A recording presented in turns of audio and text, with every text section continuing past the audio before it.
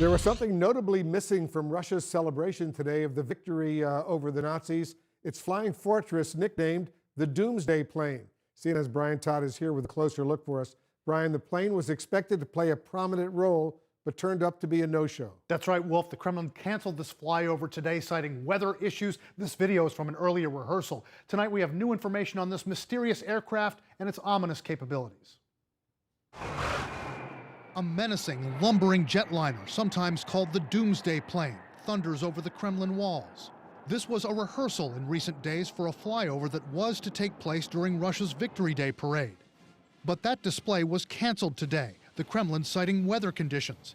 This is a modified Ilyushin transport aircraft, experts say, but its nicknames, including Doomsday and the Flying Kremlin, tell the real story. This is the key aircraft for for their command and control abilities. It is also the key aircraft for them, in essence, to run their country.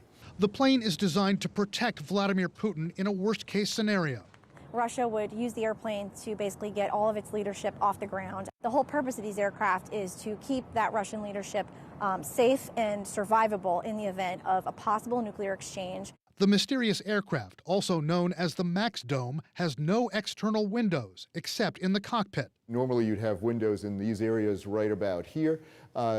Those windows are non-existent because they want to make sure that in case there's a nuclear blast, that there is absolutely no possibility of the windows shattering. Analysts say the Doomsday plane is essentially an airborne command post with special communications equipment, so Putin can issue orders for military strikes. This is a domed area. This is their radome and their communications dome for this. It allows them to have secure communications under almost all conditions, weather, atmospheric. The aircraft can be refueled in flight, experts say, giving it the capability to stay airborne for extended periods. The Flying Kremlin reportedly had not been seen at the Victory Day parade since 2010.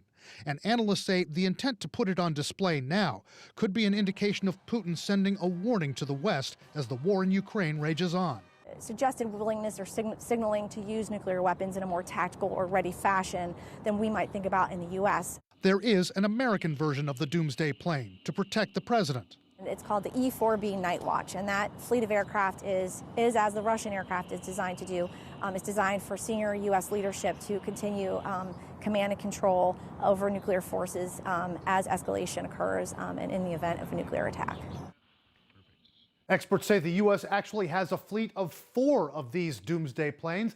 They say they don't routinely fly with the president on every trip, but one of them is always fueled up at the ready 24/7 for possible deployment anywhere in the world. Wolf, it's pretty impressive. Very impressive indeed. All right, Brian Todd, thank you very much. Joining us now, CNN national security analyst James Clapper, the former director of national intelligence, a retired U.S. Air Force general as well. General Clapper, do you buy the explanation that this flyover was called off due to bad weather?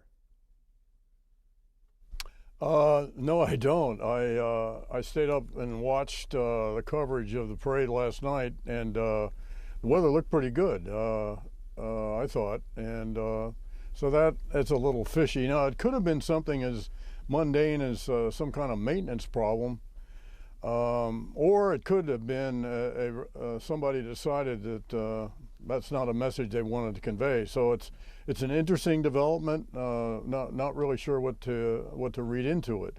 And if you pair that, the omission or lack of appearance of the so-called doomsday aircraft with Putin's speech, which to me was surprising more by what it omitted and its brevity than I had expected.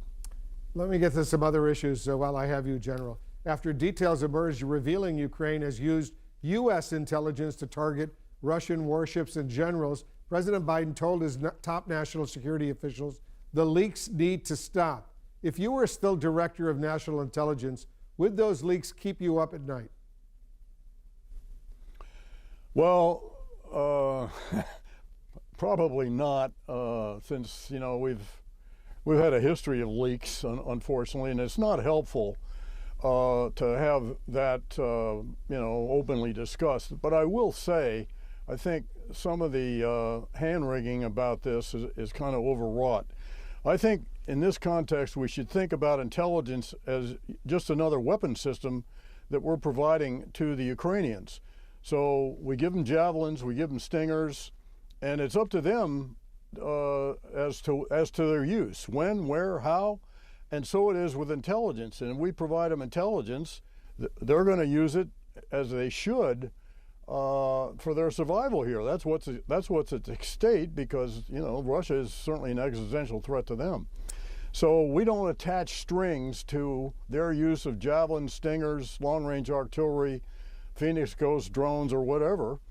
And we don't attach strings to the intelligence we provide to them. And I also would say, as John Kirby indicated in the Pentagon the other day, that the Ukrainians have a very capable intelligence system themselves. So I don't know, so we don't provide them intelligence, but say, oh, by the way, don't use it to kill generals or sink ships. Former Director of National Intelligence James Clapper, thanks so much for joining us.